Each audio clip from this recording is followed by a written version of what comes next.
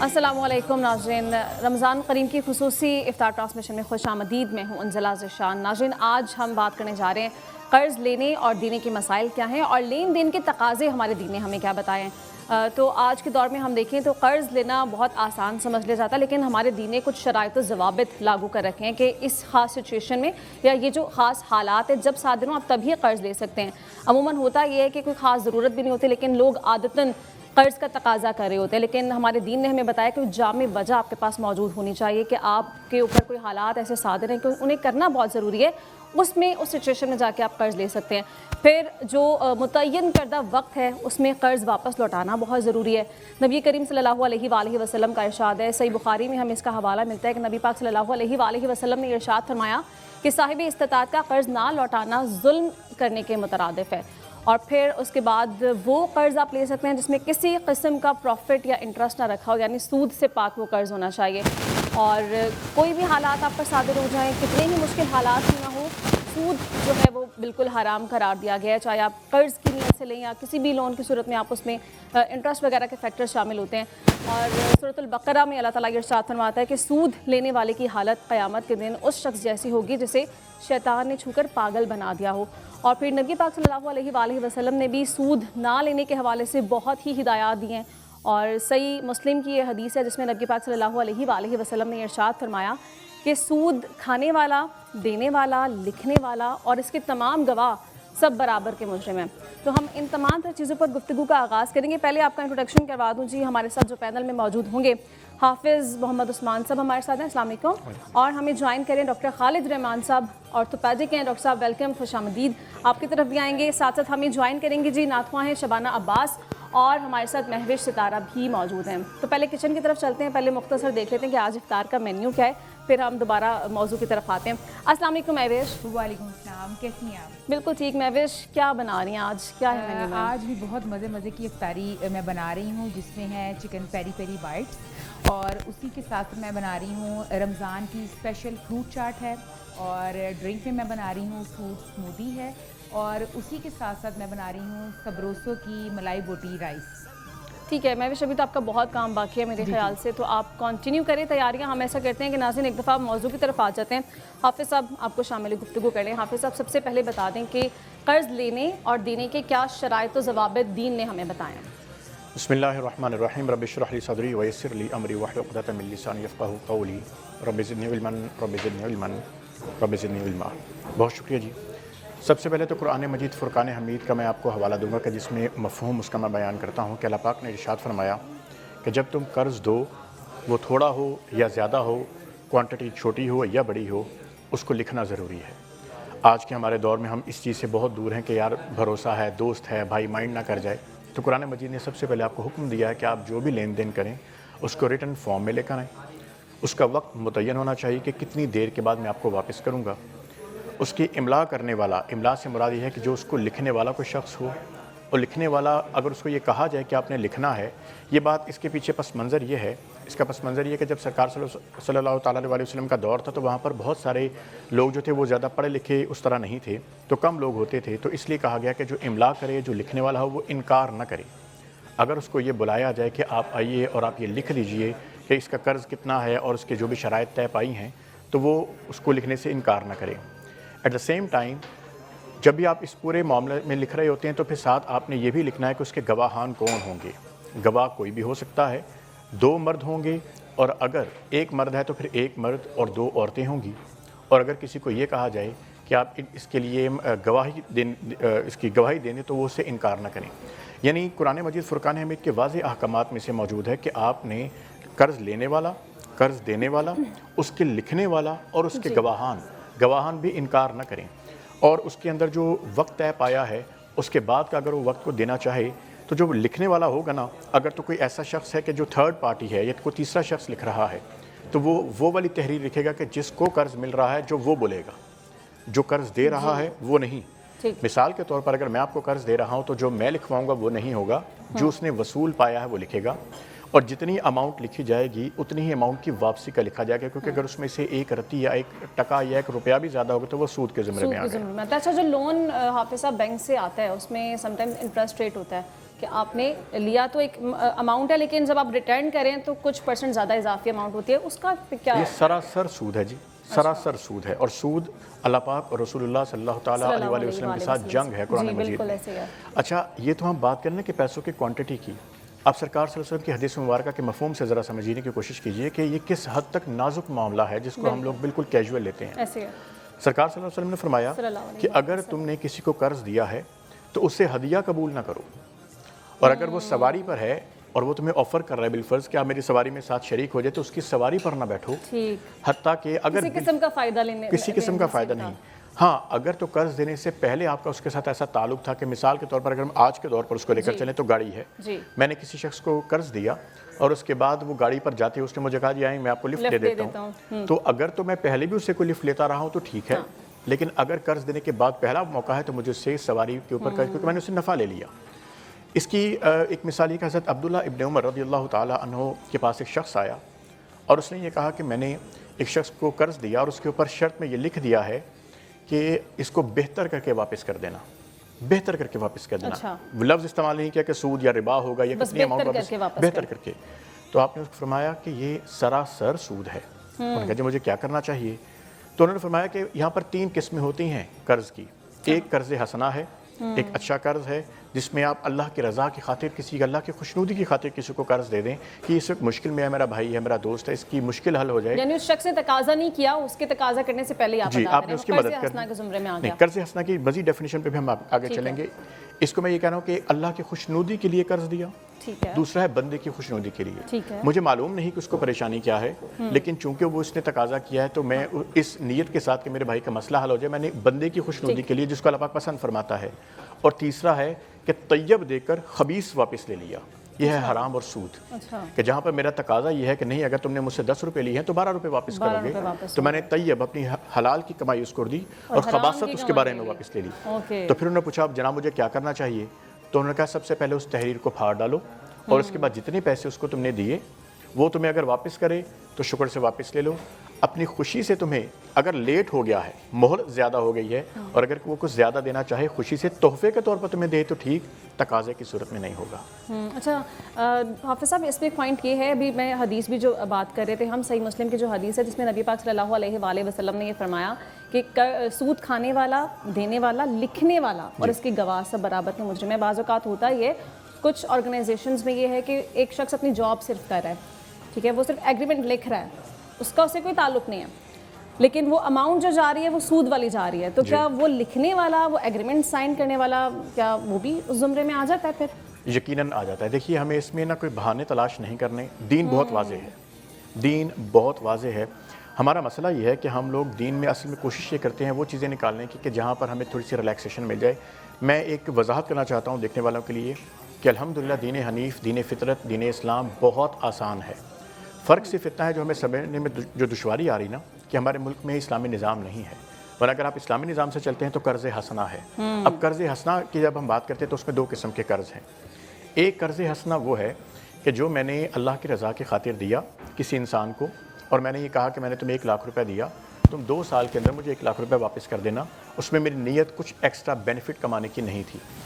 دوسرا قرض حسنہ ہے جو بہترین ہے, وہ اللہ پاک جب خود کہتا ہے قرآن پاک میں, اس کا مفہوم یہ کہ تم مجھے قرض دے دو. اس سے بہتر کیا قرض ہوگا جب اللہ کی گفتگو یہ ہے کہ تم قرض مجھے دے دو اور میرے سے واپس لے لینا. پہلا آپ نے قرض حسنہ جو انسان کو دیا آپ کو اتنے ہی پیسے واپس مل گئے. دوسرا قرض جو آپ نے اللہ پاک کو دیا تو 700 گنا اور اس سے زیادہ لامتناہی جتنا اللہ پاک خود چاہے اتنا آپ کو عطا کر دے. تو اس لیے قرض حسنہ کو سے ہم بالکل مطلب کمپیریزن میں نہیں لے کے چلیں گے. جو بینکنگ نظام ہے ہمارا وہ سراسر سود کے اوپر مبنی ہے. اور اس سے پرہیز کرنا چاہیے, لیکن ہم لوگوں نے معمولی اتنا بنا لیا, بڑی کیجولیٹی کے ساتھ ہم اس کو کہہ رہے ہوتے ہیں. ڈاکٹر صاحب آپ کو شامل گفتگو کر لیں, رمضان کا مہینہ ہے, پہلے تو آپ کو رمضان مبارک بہت زیادہ. ڈاکٹر صاحب ہوتا یہ ہے افطاری میں اور سحری میں ہم کھانے کی انٹیک اتنی زیادہ کر لیتے ہیں کہ جو روزے کا اصل مقصد ہے وہ بھول جاتے ہیں, مزید ہم بیمار ہو جاتے ہیں صحت مند ہونے کے بجائے.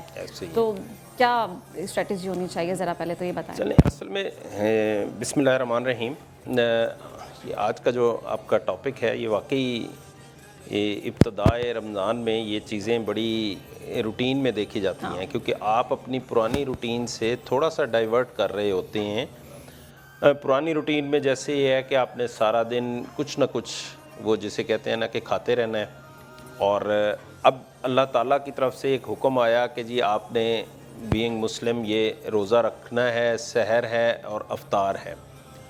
अब जो हमारी बॉडी की नीड है हम उसको भी देखते हैं, लेकिन जो हमारी हैबिट बनी हुई हैं जो कि हम पूरा 11 महीने में प्रैक्टिस करते हैं, तो हम उसको कंसीडर करते हुए ज़्यादा कोशिश ये करते हैं कि जैसे ये फीलिंग होती है कि हम ज़्यादा खा लेंगे तो वो जो हमारी रिक्वायरमेंट जो है वो पूरी हो जाएगी और हमें रोज़ा नहीं लगेगा।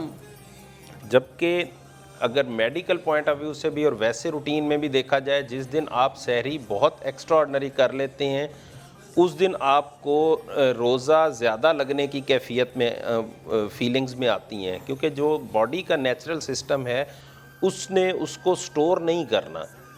उसने स्टोर करने की बजाय जो स्टमक जितना एक्सपैंड होगा एक दफ़ा में वो उतनी ही उसकी रिक्वायरमेंट बनती जाएगी, वो हंगर पेन्स भी उससे ज़्यादा होंगी, वो फीलिंग्स भी ज़्यादा डेवलप होंगी, जिसे हम कहते हैं कि जी भूख भी ज़्यादा लगेगी और प्यास भी ज़्यादा लगेगी।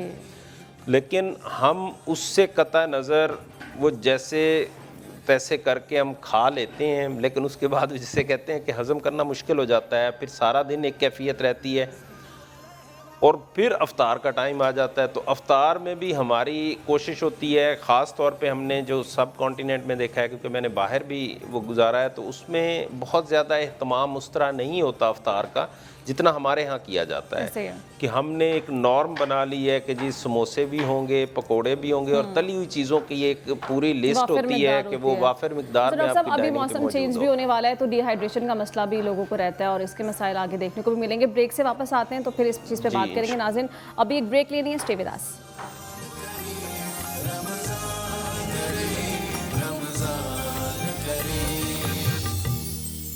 नाज़रीन मौजू की तरफ एक बार फिर बढ़ते हैं और जान लेते हैं कि हमारे दीन ने क्या फ़राइज़, शराइत और ज़वाबित लागू कर रखे हैं कि क़र्ज़ लेने देने के क्या मसाइल हैं और फिर लेन देन के तकाज़े भी बहुत अहमियत के हामिल हैं।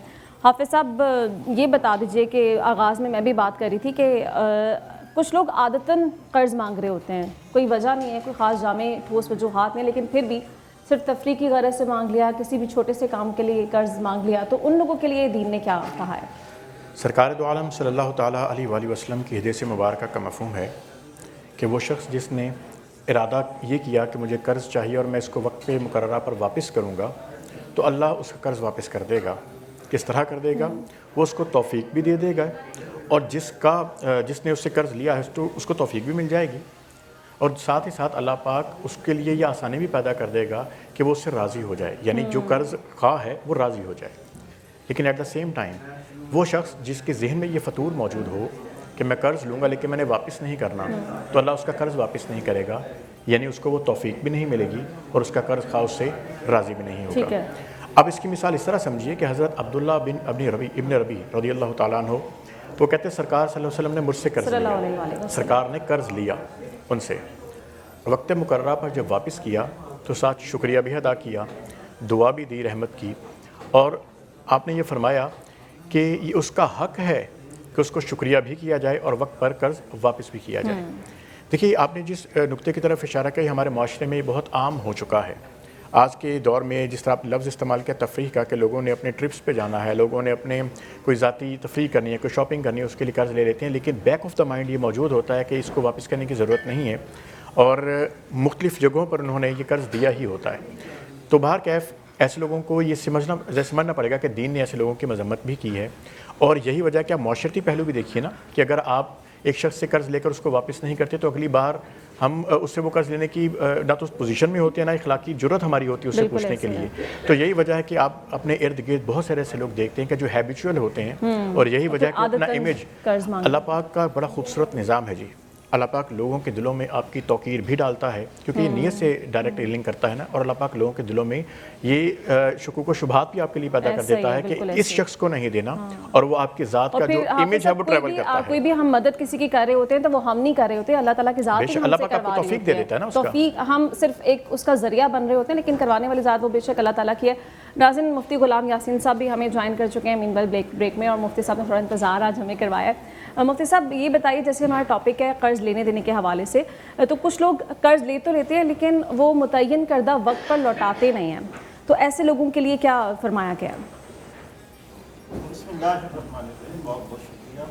पहली बात तो ये है कि हमारा दीन एक मुकम्मल ज़ाब्ता है हयात का नाम है। बेशक ऐसे तमाम मामलात में हमारी मुकम्मल रहनुमाई है और कर्ज लेना देना ये भी एक मुआशरत की ज़रूरत है। इस हवाले से हमारे दीन ने उसूल व ज़वाबित को मुकर्रर फरमाए। मिसाल के तौर पर अगर किसी आदमी ने कर्ज लेना हो तो देने वाले के लिए ये उसूल मुकर्रर किया गया है कि वो उसको लिखवा ले। दूसरे नंबर पर ये मुफ्ती साहब, मेरे ख्याल से आपकी वॉइस में कोई इश्यू है, वो चेक करवा लेते, तो डॉक्टर साहब आपको शामिल गुफ्तगू कर ले।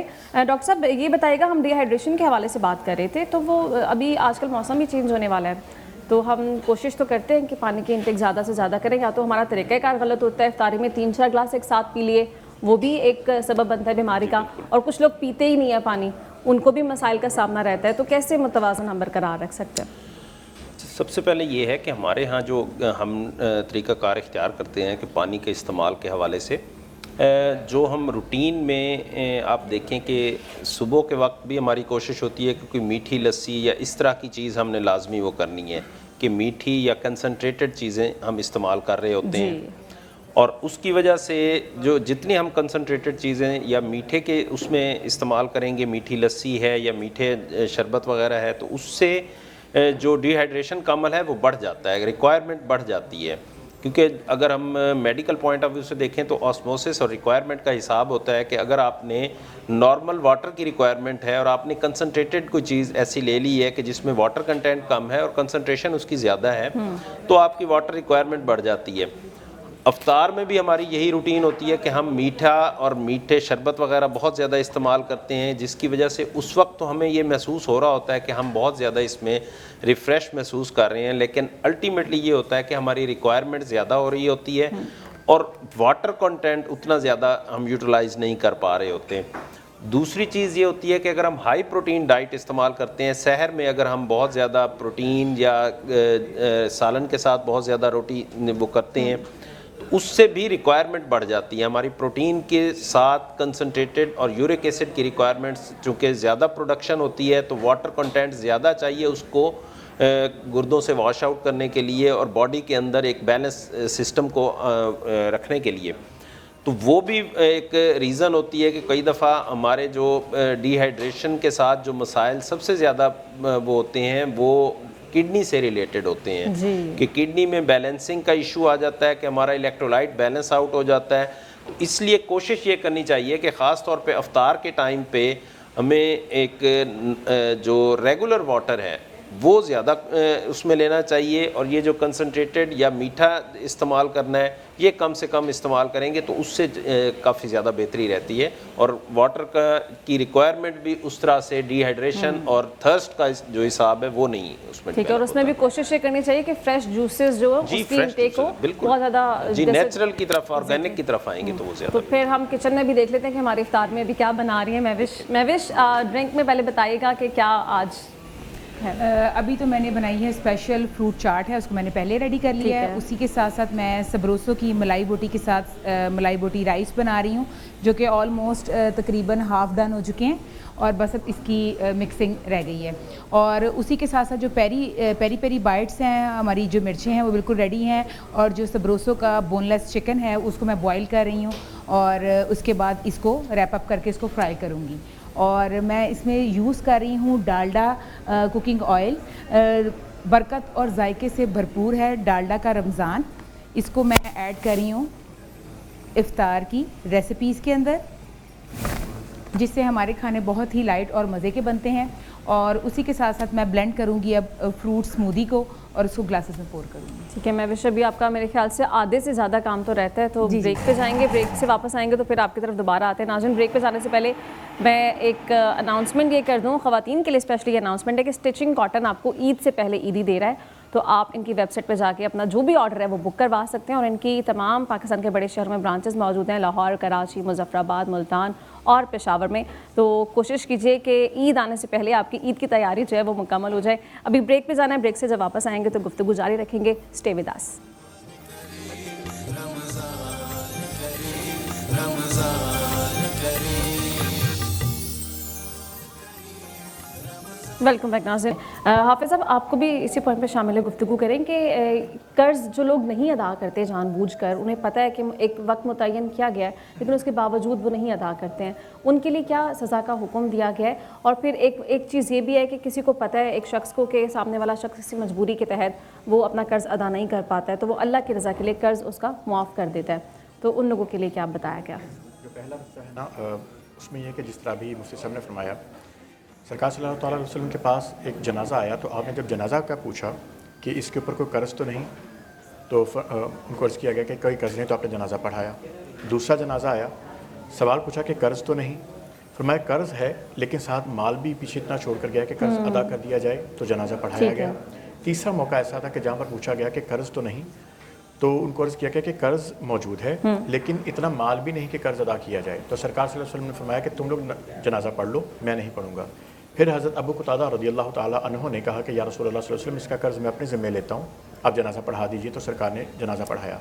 एक और रिवायत हज़रत अबू सईद खुदरी रज़ियल्लाहु ताला अन्हु से रिवायत है कि जहाँ पर एक जगह पर सरकार सल्लल्लाहु अलैहि वसल्लम ने जनाजा नहीं पढ़ाया, तो हज़रत अली रज़ियल्लाहु ताला अन्हु ने वो उसका ज़िम्मा लिया कर्ज़ का, तो फिर जनाजा पढ़ाया गया। यानी ये सोचने की बात यह है कि कर्ज़ को लोगों ने ये समझा रखा है कि इसको वापस नहीं करना। हत्ता कि आप ये देखिए कि शहीद के तमाम तर गुनाह माफ़ है कि उसके खून का पहला कतरा ज़मीन पर गिरने से पहले उसके तमाम गुनाह बख्श दिए जाते हैं सिवाय कर्ज़ के। अच्छा, कर्ज़ शहीद को भी माफ़ नहीं है, ठीक है। तो उसके रूह जो है वो इस तरह हज़रत इमाम शाफ़ी फरमाते हैं कि नफ्स का जो इंसान का नफ्स है ना, ये भी मुअल्लक रहता है जब तक उसका कर्ज़ अदा ना कर दिया जाए। दूसरी तरफ आ जाइए, कुरान मजीद फ़ुरक़ान हमीद में सूरह बकरा की आयत नंबर 280 के अंदर इरशाद फरमाता है अल्लाह पाक, जिसका मफ़हूम है कि जो मकरूज़ है उसको अगर उसको तंग दस्त है तो उसको वुसअत आने तक या तो मोहलत दे दो या सदका कर दो, यानी उसको माफ़ कर दो, और ये तुम्हारे हक़ में बेहतर है अगर तुम ये जानते हो। सही मुस्लिम की 2 रिवायात हैं जिसके अंदर सरकार सल्लल्लाहु अलैहि वसल्लम ने इरशाद फरमाते हैं कि जो शख्स किसी को ये जानते हुए कि वो कर्ज़ नहीं वापस कर पा रहा, तो उसको अगर माफ़ कर दे तो अल्लाह पाक अर्श का साया उसके ऊपर करेगा, अल्लाह अपने साये में उसको ले लेता है। और दूसरी तरफ फरमाया कि क़यामत वाले दिन अल्लाह पाक उसके लिए बहुत सारे इनामात लेकर आता है। मैं उसको मफ़हूम बयान कर रहा हूँ, यानी कर्ज़ मुआफ़ कर देना अल्लाह पाक की रज़ा की खातिर, ये जानते हुए कि किसी को बंदा माड़ा है आज के दौर में, वो नहीं वापस कर पाएगा और वो आपको वापस करना भी चाहता है सिर्फ अल्लाह की रज़ा की खातिर कि अल्लाह पाक ये तेरा बंदा इस वक्त ऐसा है कि जो नहीं वापस कर सकता, मैं इस्तात रखता हूँ, तो मैं इसका कर्ज़ अदा करूँ। अच्छा हाफिज़ साहब, एक पॉइंट इसमें ये भी है, फॉर एग्जांपल किसी शख्स पे कर्ज़ है और वो दुनिया से चला जाता है, उसकी ज़ाती हैसियत इतनी नहीं है कि वो दे सकता था, लेकिन जो पीछे उसके अहलो अयाल रह जाते हैं, जैसे फॉर एग्जांपल बीवी है, बेटे हैं, भाई बहन भाई हैं, उन पर क्या ये फ़र्ज़ है, क्या उसमें छूट दी गई है? देखिए उसके अंदर जब जनाजा पढ़ाया जाता है ना, तो नॉर्मली मर्द हज़रात चूँकि जनाजा पढ़ते हैं तो उसमें ये ऐलान भी किया जाता है अक्सर औक़ात कि अगर किसी का लेन देन है तो बता दे। उसमें अफजल तो यही है कि वो लोग जो दिल में अगर किसी का कर्ज़ वो माफ़ करने की इस्तिताअत रखता है तो वो माफ़ कर दिया करते हैं और कर देना चाहिए। लेकिन यहाँ देखिए, जो बंदा इंतकाल कर गया है ना, तो जो उसको जानता है जिसने कर्ज़ दिया उसकी फैमिली को जानता है, वो ये जानते होंगे कि आया ये वापस कर सकते हैं नहीं। कुछ लोग तकाजा कर भी देते हैं और घर वालों को वापस करना भी पड़ता है, ठीक है। मैं इसमें मुफ्ती साहब की भी रहनुमाई ज़रूर लेना चाहूँगा कि आया ये उन पर फ़र्ज़ है कि उन्होंने वापस करना है, क्योंकि बहुत जगहों पे ऐसा होता है कि घर वालों को मालूम नहीं होता कर्ज़ लिया, क्योंकि ये भी मालूम पड़ना चेक करना पड़ेगा ना कि आया लिया है या किसी ने वैसे ही कह दिया कि मैंने इनसे पैसे लेने थे। ऐसे भी वाक़यात हमारे इस मुआशरे के अंदर होते हैं कि कर्ज़ लेना नहीं होता, लेकिन ये कह दिया जाता है कि जी मैंने इनसे पैसे लेने थे सिर्फ पैसे बटोरने के लिए, जो हमने शुरू में बात की थी कि जहाँ पर लोग सिर्फ हैबिचुअल होकर या पैसा कमाने के लोगों के पास बहुत सारे ज़रिए मौजूद हैं। यानी अगर जो पीछे लोग रह गए हैं उन पे कोई फ़र्ज़ नहीं, अगर वो नहीं अदा करना चाहते तो उन पे कोई जोर नहीं दिया गया, जोर नहीं दिया जा सकता, जोर नहीं दिया जा सकता, वो अपनी मर्ज़ी है कि वो अदा कर सकते हैं कि नहीं। ठीक है, अभी ब्रेक पे जाना है, ब्रेक से वापस आएंगे तो मुफ्ती साहब आपको भी फिर शामिल गुफ्तगू करते हैं, डॉक्टर साहब आपको भी। लेकिन ब्रेक पे जाने से पहले नाज़रीन को मैं ये बता दूं कि wild venture amusement park Karachi में एक ऐसा पार्क है जो कि आपको बहुत सारे तफरीही मकामात और फैसिलिटीज़ फराहम कर रहा है, और ईद पर वहाँ जाके आप अपने बच्चों के साथ, फैमिली के साथ बहुत सारी फैसिलिटीज़ से मुस्तफ़ीद हो सकते हैं। और हमारी जानिब से किया ये जा रहा है कि हम एक कॉम्पिटिशन हेल्ड करने जा रहे हैं जिसकी क़ुरानदाज़ी इंशाल्लाह 27 को हम करेंगे। आपसे एक सवाल पूछा जाएगा जो कि इंशाल्लाह आने वाले दिनों में हम आपको बताएंगे तरीक़ाकार मज़ीद क्या होगा। आपने करना क्या है कि उस सवाल का जवाब देने के लिए जो नंबर आपकी स्क्रीन पर आ रहा है उस पर आपने व्हाट्सएप करना है जवाब, और हमारा जो ऑफिशियल पेज है उसको सब्सक्राइब करना है और स्क्रीनशॉट लेके आपने उस नंबर पर सेंड करना है। फिर कुरानदाज़ी के ज़रिए आपको बहुत सारे इनाम दिए जाएंगे, और इस एम्यूज़मेंट पार्क के साथ आपको 1 लाख की फ्री मेंबरशिप दी जाएगी, जिससे आप बहुत सारी फैसिलिटीज़ से मुस्तफ़ीद हो सकते हैं। अभी जो सवाल है वो आपकी स्क्रीन पर ऑन एयर है, उसका सही जवाब जो देंगे कुरानदाज़ी के थ्रू फिर आपको इनामात से नवाजा जाएगा। तो आप कोशिश कीजिए कि इस फैसिलिटी से फ़ायदा उठाएं। अभी ब्रेक पे जाना है, ब्रेक के बाद जब वापस आएंगे तो नाज़रीन गुफ्तगू जारी रखेंगे। Stay with us.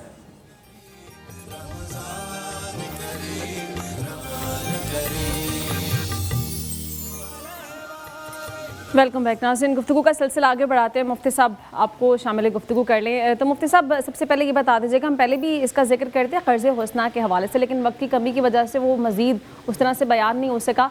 ये टर्म है क्या और जो ये करता है उसके लिए क्या इनामात, किन इनामात का ऐलान किया गया? बिस्मिल्लाहिर्रहमानिर्रहीम। अल्लाह पाक कर्ज़ हसना देने वाले को दुगना अजर अता फरमाता है। इससे ज़्यादा भी अता फरमाना चाहे उसके यहाँ उसके दरियाए रहमत में कोई कमी नहीं है। जिस तरह के माह रमज़ान है, माह रमज़ान में एक नेकी का दर्जा 70 नेकियों के बराबर हो जाता है। तो अगर इस माह मुबारक में कोई आदमी किसी को कर्ज़ हसना देता है तो कर्ज़ हसना देने की सूरत में अल्लाह पाक उसे अपनी बेपनाह रहमतों से नवाजता है। हमारा दीन हमें इस हवाले से भी हमें तालीम देता है कि दूसरों का दस्तो बाजू बना जाए, दूसरों की ज़रूरियात को पूरा करने का अहतमाम किया जाए। अगर हमारे पैसों से यानी हमारे दिए हुए माल से जो हकीकत में हमारा नहीं है वो अल्लाह का है और अल्लाह की ही अमानत है, अगर हमने अल्लाह के दिए हुए माल में से जो उसने अता फरमाया उसके बंदों पर खर्च करेंगे तो एक तो उनकी ज़रूरियात को पूरी होंगी। जो आदमी दुनिया के अंदर किसी फ़र्द की एक ज़रूरत को पूरा करता है तो अल्लाह पाक उसकी आखिरत में उसकी ज़रूरतों को पूरा फरमाता है। और जो किसी को कर्ज़ देता है, ज़री सी बात है, इस कर्ज़ को देने में ये नीयत रखी जाती है कि मेरा ये कर्ज़ जो है वो सिर्फ़ और सिर्फ अल्लाह की रज़ा के लिए ये कर्ज़ देते वक्त उसके अंदर नीयत जो है ना, क्योंकि अमाल का दारो मदार नीयतों पर है, तो इस नीयत जो है ना वो ये माना रखती है। तो जब वो ये कहता है कि मेरा ये अमल जो है वो सिर्फ़ और सिर्फ अल्लाह की रज़ा के लिए है, तो जो काम अल्लाह की रज़ा के लिए किया जाए तो फिर उसका अजर भी अल्लाह पाक अता फरमाता है। तो ये बहुत अच्छी सूरत है मुआशरे के अंदर, मुआशरे के जो तंगदस्त और गरीब गुरबा लोग हैं उनकी मुआवनत करने का और उनकी मदद करने का। और ऐसे शख्स को अल्लाह पाक दुनिया में भी उसके माल में खैर बरकत फरमाता है, दूसरे नंबर पर उसके माल में इजाफा फरमाता है, तीसरे नंबर पर वो जो माल उसने अल्लाह के लिए खर्च किया है अल्लाह पाक उसे अपने यहाँ महफूज फरमाता है। और कल क़यामत वाले दिन जब उस बंदे को माल की सबसे ज़्यादा ज़रूरत पड़ेगी तो वही माल जो है उसे वापस करेगा और उसकी बख्शिश और मगफिरत का ज़रिया बनाएगा। अच्छा मुफ्ती साहब, इसमें एक एलिमेंट ये भी है कि कुछ लोग कर्ज तो देते हैं लेकिन एहसान जताते हैं, अगले शख्स की इज़्ज़त नफ्स को मजरूह किया जाता है और उसे बार बार एहसास दिलाया जाता है कि हमने तुम पर एहसान किया है। ऐसे लोगों के लिए क्या कहा गया? देखें जी, ऐसे लोग जो हैं उनका तो दीन के साथ कोई ताल्लुक भी नहीं है। बिल्कुल ऐसे है, इंसानियत के साथ भी कोई ताल्लुक नहीं है। जी आप कह सकते हैं इंसानियत के साथ भी कोई ताल्लुक नहीं, बहरहाल दीन के साथ उसका कोई ताल्लुक नहीं है, क्योंकि दीन के अंदर ये है आपकी ज़िंदगी का एक एक अमल जो है वो अल्लाह की रज़ा के लिए है। और अगर आपने एहसान जतलाने के लिए किया है, एहसान जतलाने का मतलब क्या है? रियाकारी करना कि भाई मैंने जो काम किया है तो अब वो मेरे काम का प्रचार क्यों नहीं कर रहा, मेरी वाह वाह या शोहरत जो है ना उसके डंके क्यों नहीं बजा रहा, तो ये वाला अमल जो है ये उसके लिए बाइस नुकसान है। वो माल भी ज़ाया हो जाएगा, वो अमल भी ज़ाया हो जाएगा। और ऐसे शख्स को जो नेकी करने पर एहसान जतलाता है उसे दुनिया के अंदर भी रुसवाई का सामना करना पड़ता है, ये कन्फर्म बात है। उसे दुनिया के अंदर भी रुसवाई का सामना करना पड़ता है और आखिरत के अंदर भी उसे रुसवाई का सामना करना पड़ेगा। इसलिए देखें, बड़े अदब से अर्ज़ है कि अगर किसी भाई को अल्लाह पाक ने यह तौफीक अता फरमाई है तो उसको अल्लाह का शुक्र अदा करे कि अल्लाह पाक जो है इस माल के ज़रिए उसके माल में इजाफा फरमाएगा। और अगर उससे उसकी ज़रूरत को पूरा किया जा रहा है, जिस मिसाल के तौर पर हमारे घर में अगर कोई मेहमान आ जाता है तो मेहमान के आ जाने की वजह से क्या हमारा रिस्क जो है कम हो जाता है? नहीं हो जाता, बल्कि हमें ज़मानत दी गई है कि उसके आने से अल्लाह पाक की रहमतों का नज़ूल होगा। इसी तरह आप इसी कॉन्सेप्ट को पेश नज़र रखें और उस बंदे की खिदमत करें। उस खिदमत में ये नीयत ये होनी चाहिए कि मेरा ये काम जो है वो अल्लाह की रज़ा के लिए। अगर आप ऐसा करेंगे तो अल्लाह पाक दोनों जहानों में आपको अजर व सवाब अता फरमाएगा। हमारे प्यारे रसूल सल्लल्लाहु अलैहि वसल्लम आप फरमाते हैं, गालबन उनके आप फरमाते हैं कि देखो अगर कोई ज़रूरतमंद आदमी वो तुम्हारे पास हाजिर हुआ है और तुम उसकी ज़रूरत को पूरा करते हो तो ये ज़रूरत को पूरा करना इतना बड़ा अजर व सवाब वाला अमल है कि मुझे एक माह मस्जिद नबवी शरीफ में एतकाफ़ करने से भी ज़्यादा मेरे नज़दीक ये पसंदीदा अमल है। तो हमें चाहिए कि अल्लाह की रज़ा को हासिल करना चाहते तो रज़ा का बेहतरीन ज़रिया जो है वो मखलूक खुदा की ज़रूरतों को पूरा करना है। तो इसको जो करने वाले हैं अल्लाह पाक उनको दोनों जहानों में शादो आबाद। इससे बड़ी इबादत भी मुझे लगता है कोई भी नहीं है। हाफिज़ साहब, दौरे हाजिर में हम देखते हैं कि कमाने के बहुत सारे ज़रिए बन चुके हैं। उनमें से एक काम है कि कमीशन बेस्ड जॉब्स होती हैं। उसमें होता है क्योंकि लेन देन के तकाजे भी, इस पर भी ज़रा एलेबोरेशन हो जाए तो अच्छा है। ہوتا یہ ہے کہ جو قیمت طے کی جاتی ہے وہ انہیں دی نہیں جاتی، یا تو وقت پہ نہیں دی جاتی یا تو دی ہی نہیں جاتی ہے، تو ایسے لوگوں کے لیے بھی پکڑ ہوگی ان کے بیچ؟ دیکھیے سرکار صلی اللہ تعالیٰ علیہ وآلہ وسلم کا حدیث مبارکہ ہے کہ مزدور کا پسینہ خشک ہونے سے پہلے اس کی اجرت اس کو دی جائے۔ آج کل ہم دیکھتے ہیں کہ بہت سارے آرگنائزیشنز، بہت ساری کمپنیاں، بہت سارے .com ایسے ہیں کہ جو اپنے ایک پالیسی ڈاکومنٹ بنا لیتے ہیں جس کے اندر یہ لکھ دیتے ہیں کہ جی 2 مہینے کا یا 3 مہینے جب آپ ریزائن کر کے جائیں گے تو لیٹ سے جی آپ کا کمیشن آپ کو نہیں ملے گا جتنا بنا ہوگا۔ نظریہ ضرورت کے تحت اس کو تبدیل بھی کر دیتے ہیں۔ دیکھیے آپ کی ضرورت کی وجہ سے شریعت تبدیل نہیں ہوگی۔ سرکار صلی اللہ تعالیٰ علیہ وآلہ وسلم کا ارشاد ہے، بہت خوبصورت آپ نے فرمایا کہ اگر کوئی شخص یعنی دنیا کے اندر اپنی دیت کے معاملات طے کر لو ورنہ قیامت والے دن قصاص ہوگا۔ اگر کسی شخص نے کسی ایک شخص کا ایک بال کے برابر بھی زمین دبائی ہے یا اس کا حق دبایا ہے تو اس کا حساب اللہ پاک لے گا۔ حتیٰ کہ اتنی سخت بات بھی اس کے اندر موجود ہے کہ حدیث کا مفہوم میں آپ کے سامنے بیان کرتا ہوں کہ قیامت والے دن قصاص ہوگا، حتیٰ کہ ایک سینگ والی بکری نے اگر ایک بغیر سینگ کی بکری کو، پنجابی میں کہتے ہیں نا ٹوڈ بھی مارا ہے، اگر اس کو سر بھی مارا ہے، اس کو زخمی بھی کیا ہے تو وہ بھی بکری بھی حساب دے گی۔ تو آج کل آپ دیکھتے ہیں کہ اپنے سے مظلوم پر یا کم طاقتور پر آپ نے اب دنیاوی طور پر ایکچولی لوگ بن جاتے ہیں زمینی فرعون، اور ان کو لگتا ہے کہ اس وقت ہم دنیاوی طور پر طاقتور ہیں تو ہمارا جو پالیسی ڈاکومنٹ ہے وہ سب کچھ ہے جی سمجھے بغیر کہ آپ اللہ پاک کی شریعت کے اگینسٹ جا رہے ہیں، اور آپ نے اگر یہ 1 روپیہ اگر اس کے حقدار کو نہ پہنچایا تو گیا قیامت والے دن آپ کے گلے میں توق ہوگا۔ اور ڈرنا چاہیے اس شخص سے کہ جس کے پاس اللہ پاک کے علاوہ کوئی شخص موجود نہ ہو جس کو وہ شکایت لگا سکے، کیونکہ جو مظلوم ہوگا، جو دنیاوی طور پر ان کا مقابلہ نہیں کر سکتا، وہ اللہ اور اس کے رسول کو شکایت تو لگائے گا نا۔ تو بہت سارے لوگ ایسے ہیں، اور ہم نے ماضی قریب میں اور ماضی بعید میں ایسی ایگزامپلز دیکھی ہیں، ایسی آرگنائزیشنز کو تباہ ہوتے بھی دیکھا ہے، اور ایسی آرگنائزیشنز کے آنرز کو بھی دیکھا ہے کہ وہ لوگ ان کا جو دنیاوی تخت و تاج ہے نا وہ ملیا میٹ بھی ہوا ہے، ان کو زوال بھی آئے لیکن عقل نہیں آئی۔ ان کو سوچنا چاہیے، اور ایسی بہت سارے ہم دائیں بائیں اپنے ارد گرد ایسی مثالیں دیکھتے ہیں۔ تو میں جتنے بھی ارباب اختیار ہیں ان سے ایک بات کہنا چاہوں گا کہ سرکار صلی اللہ تعالیٰ علیہ وآلہ وسلم کے آخری وقت کی یاد کیجئے۔ آپ نے 2 چیزیں فرمائیں، الصلاۃ نماز پڑھو، اور دوسرا اپنے سب آرڈینیٹس، اپنے جو آپ کے غلام ہیں یا آپ کے جو ملازمین ہیں ان کے حقوق کا خیال کرو۔ سرکار دنیا سے جا رہے ہیں اور اپنے سب آرڈینیٹس کے حقوق کا کہہ کے جا رہے ہیں۔ حافظ صاحب ایک پوائنٹ اور ہے اس میں، یہ بھی ذرا مختصر بتائیے گا کہ ہوتا یہ کہ کچھ آرگنائزیشنز میں یہ کیا جاتا ہے کہ آپ کو پتہ ہے کہ ہم اپنے امپلائیز سے یا جو بھی ہمارے کام کر رہے ہیں ان سے کام جتنا لے رہے ہیں اتنا ان کو پے نہیں کر رہے ہیں، آپ کو اس بات کا علم ہے، لیکن اس کے باوجود ان کی جو اجرت ہے یا تنخواہ ہے وہ آپ پوری نہیں دیتے ہیں، لمیٹڈ دے رہے ہیں، یہ ادراک ہونے کے باوجود کہ کام ہم ان سے زیادہ لے رہے ہیں۔ ایسے لوگوں کے لیے کیا کہا؟ دیکھیے اگین شریعت کسی کے لیے نہیں بدلے گی۔ جب سرکار صلی اللہ علیہ وسلم نے فرما دیا نا کہ مزدور کی اجرت اس میں پوری بات آ جاتی ہے کہ ایک امپلائر کو، ایک آنر کو پتہ ہوتا ہے کہ اگر میں یہ کسی سے یہ ٹاسک لے رہا ہوں، یہ کام لے رہا ہوں تو اس کے کتنے پیسے ہونے چاہیے، اور اگر وہ یہ کام دے رہا ہے تو اس کے دل میں یہ بات کھٹکنی چاہیے کہ میں نے اس کا جواب اللہ پاک اور رسول اللہ صلی اللہ علیہ وسلم کو دینا ہے، کیونکہ اس کے بارے میں دین بہت واضح ہے، اور اگین آپ کا کوئی پالیسی ڈاکومنٹ شریعت کے ڈاکومنٹ کو سپرسیڈ نہیں کر سکتا۔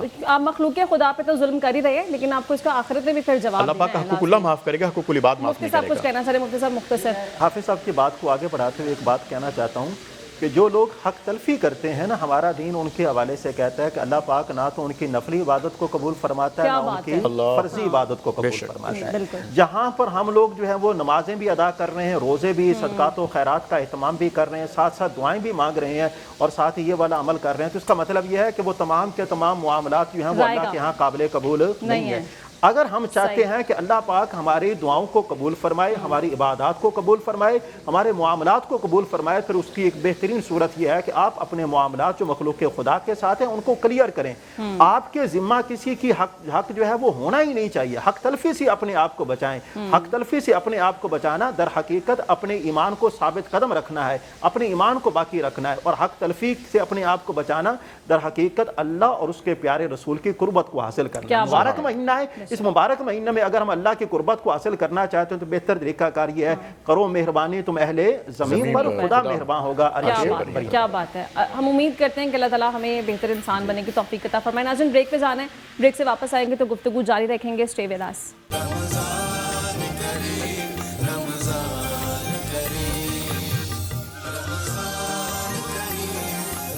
ویلکم بیک ناظرین، گفتگو کا سلسلہ آگے بڑھاتے ہیں۔ ڈاکٹر صاحب آپ کو شامل گفتگو کر لیں۔ ڈاکٹر صاحب آج کل ہم دیکھتے ہیں کہ پہلے ہمیں لگتا تھا کہ یورک ایسڈ کے جو مسائل ہیں یہ جو زیادہ بزرگ حضرات ہیں ان میں پائے جاتے ہیں، لیکن آج کل جو نوجوان ہیں وہ بھی اس سے بہت زیادہ متاثر ہو رہے ہیں. ایک تو وجوہات کیا ہیں اور کیسے بچا جا سکتا ہے ان سے؟ جو یورک ایسڈ سے ریلیٹڈ ایشوز ہیں، خاص طور پہ اگر ہم رمضان کے ریفرنس سے وہ بات کریں جو ہم پہلے بھی کر رہے تھے کہ ڈی ہائیڈریشن اور ہائی پروٹین انٹیک، یہ دونوں چیزیں اس میں ایڈ آن کرتی ہیں جس کی وجہ سے یورک ایسڈ کی زیادتی. پہلے تو یورک ایسڈ کو سمجھنے کی ضرورت ہے کہ یورک ایسڈ وہ نمکیات ہیں جو باڈی میں بریک ڈاؤن سے پروڈیوس ہو رہے ہیں، جو باڈی میں پروٹین کا بریک ڈاؤن میکنزم ہے اس کے تحت. نارملی تو یہ ہوتا ہے کہ باڈی اس کو کنٹرول کرتی ہے کہ اس میں انہوں نے سمجھ لیں کہ یورین میں بھی اخراج ہونا ہے اور باڈی کے جو سیلز ہیں ان کے اندر بھی ان کی کنسنٹریشن ہونی ہے. لیکن کچھ لوگوں میں ٹینڈنسی بہت زیادہ ہوتی ہے، وہ اگر ہائی پروٹین انٹیک کرتے ہیں، جیسے اگر ہم ریڈ میٹ کی خاص طور پہ بات کریں، چاول کا انٹیک بہت زیادہ ہو، یا آج کل کے موسم میں ساگ کا بہت زیادہ استعمال ہو رہا ہے، اور جو یہ ہماری سافٹ ڈرنکس ہیں ان کے ساتھ کافی خاص طور پہ جو یعنی بلیک سافٹ ڈرنکس ہیں ان کے ساتھ اس کی جو انٹریکشن ہے اس کی وجہ سے ایک تو کیلشیم کی ایبزارپشن ختم ہو جاتی ہے اور بریک ڈاؤن آف پروٹین ہونے کی وجہ سے یورک ایسڈ کی کنسنٹریشن بڑھ جاتی ہے. اب ہمارے پاس جو پیشنٹ زیادہ تر اس وقت رپورٹ کرتے ہیں وہ جنرلائزڈ ایکس اینڈ پینز کے ساتھ ہوتے ہیں، چاہے وہ فیمیل ہیں ینگ ایج میں بھی اور یا جو ایتھلیٹس ہیں ہمارے ان میں بھی، کہ وہ پروٹین شیکس یا پروٹین انٹیک اتنا زیادہ کر رہے ہیں جس کی پروڈکشن زیادہ ہے، آگے سے کنزمپشن اتنی نہیں ہے اور ایکسکریشن بھی اتنی نہیں ہے، تو وہ بیلنس آؤٹ ہونے کی وجہ سے یورک ایسڈ بڑھتا ہے. اور پھر یورک ایسڈ جب مسل سیلز میں اور باقی سیلز میں وہ ڈپازٹ ہوتا ہے تو وہ جوائنٹ پینز اور جسم کے اندر دردوں کی کیفیت کے ساتھ پیشنٹس ہمارے ساتھ رپورٹ کرتے ہیں. اب یہ واقعی آپ کی بات صحیح ہے کہ شروع میں یہ کانسیپٹ ہوتا تھا کہ جی اولڈ ایج میں جا کے جوڑوں کی درد ہوگی، ینگ ایج میں نہیں ہوگی. اب ہمارے پاس پیشنٹس ہماری ڈائٹ جو ہے وہ بالکل بھی بیلنس نہیں ہوتی، جس کی وجہ سے ہمیں ینگ ایج میں بھی یہ کیسز بہت زیادہ دیکھنے کو ملتے ہیں. ناظرین، افطاری کا وقت بھی نزدیک آتا جا رہا ہے اور کچن کا کام آپ کو پتہ ہے کہ وقت افطار جب نزدیک آتا ہے تو بڑھ جاتا ہے. تو مہوش کی طرف ایک جانب پھر بڑھتے ہیں. مہوش یہ بتا دیں کہ کیا کیا بن چکا ہے، کیا کیا رہ گیا ہے، کتنا مزید ٹائم لگے گا؟ جی بالکل، آلموسٹ ہماری ساری افطاری جو ہے وہ بالکل تیار ہے، جس میں ہم نے مکس فروٹس کی اسمودی ہے وہ بھی بالکل ریڈی ہے، اسپیشل فروٹ چاٹ ہے وہ بھی بالکل ریڈی ہے، اور اسی کے ساتھ ساتھ ملائی بوٹی رائس ہیں وہ بھی بالکل ریڈی ہیں، اور چکن پیری پیری بائٹس وہ بھی ریڈی ہیں. کہ مہوش رائس میں بھی آپ کچھ بنا رہی تھی؟ جی رائس میں نے بنایا ہے سبروسو کی چکن ملائی بوٹی ہے، جس کے ساتھ میں نے رائس کا کمبینیشن کیا ہے اور اس کو ایز اے مین کورس کے ڈش میں بنایا ہے. ٹھیک ہے. اور ڈرنک آپ نے فروٹس کی اسموتھ کون سے فروٹس کا استعمال میں نے ڈالے ہیں؟ مکس فروٹس ڈالے ہیں، اس میں یوگرٹ ڈالی ہے، اس میں آل پرپز کا ملک ڈالا ہے، اس میں 1 ٹیبل اسپون میں نے آل پرپز کی کریم یوز کی ہے جو کہ غذائیت سے بالکل بھرپور ہے، اور اسی کے ساتھ ساتھ اس کو اچھے سے بلینڈ کیا ہے اور آئس کے ساتھ اس کو سرو کیا ہے. اور اس کے ساتھ جو مکس فروٹ چاٹ ہے اس میں بھی میں نے آل پرپز کی کریم کا استعمال کیا ہے، سیزنل فروٹس یوز کیے ہیں، اس میں کیبیج یوز کی ہے، اس میں پاستا یوز کیا ہے اور مکس نٹس یوز کیے ہیں. اور اس کے ساتھ ساتھ جو چکن پیری پیری بائٹس ہیں اس میں بھی ہم نے سبروسو کا بون لیس چکن یوز کیا ہے، اور ہم نے مرچوں کے اندر اس کی فلنگ کی ہے وتھ چیز کے ساتھ، اور کوٹنگ کی ہے انڈے کی بریڈ کرمز کی، اور اس کو فرائی کیا ہے ہم نے ڈالڈا کوکنگ آئل کے اندر. مہوش، ہم اسپیشل فروٹ چاٹ بھی تو بنا رہے تھے ایک. جی اسپیشل فروٹ چاٹ بالکل ریڈی ہے. اس کی ذرا ریسیپی آپ ایک دفعہ ناظرین کو اگر بتا دیں. جی بالکل. اس میں نے لیے ہیں انگور لیے ہیں تقریباً 1 کپ، اور اسی کے ساتھ ساتھ میں نے لیا ہے جو مکس فروٹ آپ کو کوئی بھی ملے، میں نے اسٹرابری یوز کی ہے، اس میں نے ایپل یوز کیے ہیں، بنانا یوز کیے ہیں، کیبیج یوز کیا ہے. بالکل آپ نے اس کو فائن چاپ کرنا ہے. ہم نے پاستا بوائل کر کے وہ یوز کیا ہے، اور اس میں نے مکس نٹس یوز کیے ہیں، آل پرپز کی کریم یوز کی ہے، 1 کپ میں نے اس میں مائونیز یوز کیا ہے، اور اس میں نے براؤن شوگر تقریباً 4 ٹیبل اسپون ڈالے ہیں اور اس کو اچھے سے مکس کیا ہے اور میں نے ڈش آؤٹ کر دیا. اور جو میں نے اس کی گارنش کیا ہے وہ ہے کاکٹیل فروٹ کے ساتھ. پریزنٹیشن بھی جو ہے ٹیسٹ کے ساتھ ساتھ بہت ضروری ہوتی ہے کہ کھانے کا جو مزہ ہے وہ دوبالا ہو جاتا ہے. ناظرین، ابھی آپ کو اسپورٹس اسٹوڈیو لے کے چلتے ہیں. چیمپئنز ٹرافی کے حوالے سے حمزہ اور سارا آپ کو جوائن کریں گے.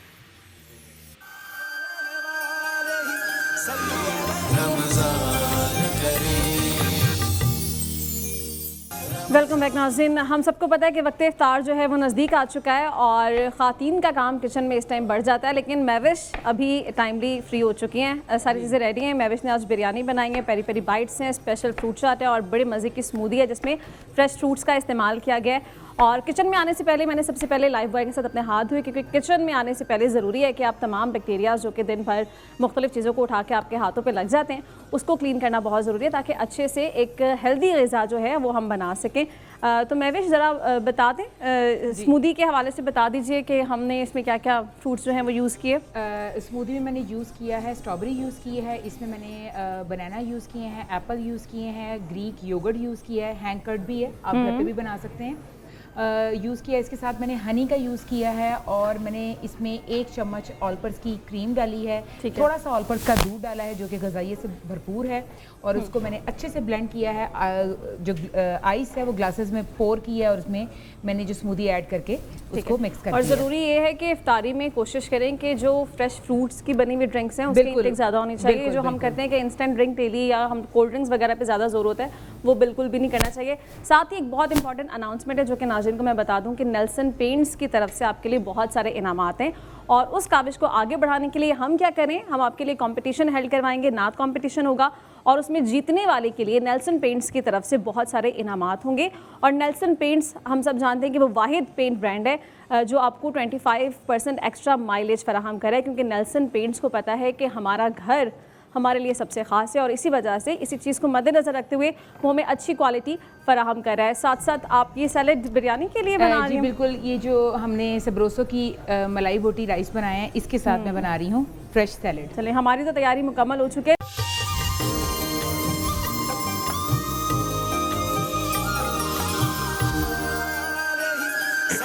वेलकम बैक नाज़रीन। अभी ब्रेक पे जाने से पहले हम जिक्र कर रहे थे इफ्तारी के हवाले से। इफ्तारी हो चुकी है और हमने आपको दिखाया कि लाहौर में किन किन मकामात पर इफ्तारी के हवाले से क्या तैयारियां हो रही हैं। फिर हम आपको शहर कायद भी लेकर गए, वहाँ भी आपको दिखाया कि क्या तैयारियों का सिलसिला जारी है।